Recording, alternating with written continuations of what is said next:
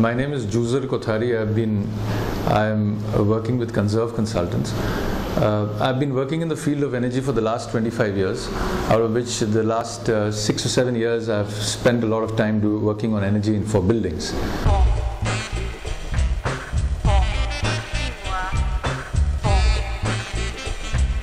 I believe that glass serves two main functions for a building.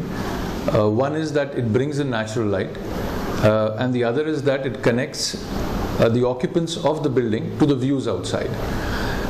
These are the two main principles of glass, and any designer should use glass with these two principles in mind.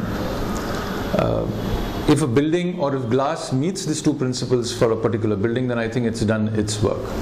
Traditionally, glass is used mainly for buildings and to make it attractive, and also to serve the two purposes which I mentioned. We have been doing many buildings and we've used glass for many of the buildings. But I thought one of the unique places that we used glass very judiciously was working on a pharma project, an SEZ in Gujarat. This is for a company called Torrent Pharma, and we worked with architect Mr. Aniket Bhagwat for this particular project.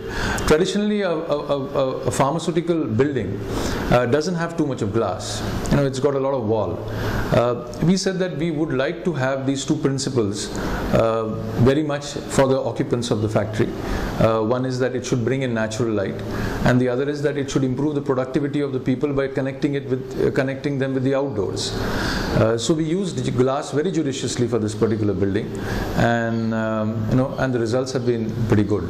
Earlier, in earlier days, I'm just saying, say around 5 years back, when an architect used to design a building, he had no clue about what the glass is going to do for that building. Today, we can easily predict what a glass is going to do for that particular space. We can find out how much amount of lighting, natural light, the glass will bring into that area. What is the sort of glare factors that we are going to be dealing with? What is the sort of view factors that we'll be dealing with? Now, all these are software tools and very readily available. So if one uses all these tools, then one is able to really optimize the use of glass to the extent that it is required, for natural light as well as for views, and then close the design based on that. When we look at glass, what happened? Traditionally, we started off with a single glass, and we started off with a brick wall.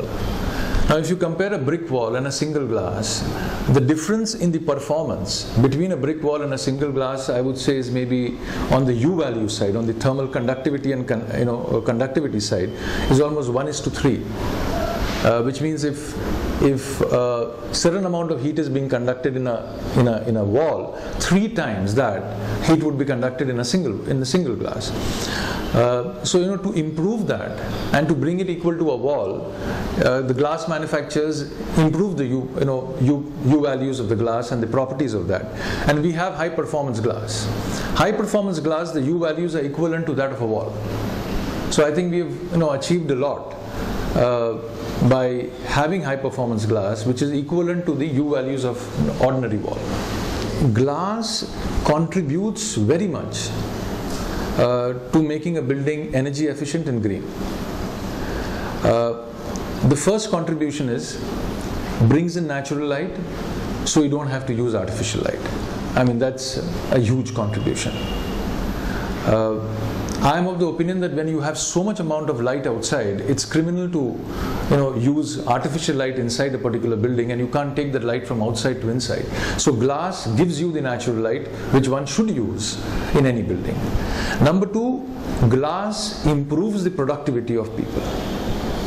And by seeing outside, by connecting a person connecting with the outdoors, his productivity improves, and these measures have been proven beyond doubt.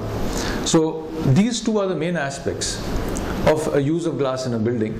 So you first save on energy by not using artificial light, and the second is that you improve productivity of people. So there is no substitute for glass for these two areas.